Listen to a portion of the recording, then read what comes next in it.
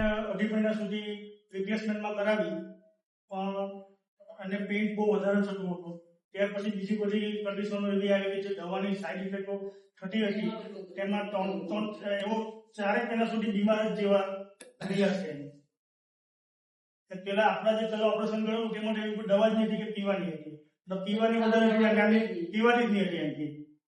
રિપ્લેસમેન્ટમાં અમને ઘણી તકલીફ પડી.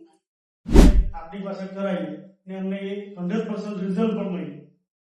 બહુ સરસ રીતે મમ્મી પાછા ચાલતા બેસતા, નીચે બેસીને પૂજા પણ અડધો કલાક સુધી કરતા હતા. કોઈ તકલીફ એ પૂજામાં રહેલી નહોતી.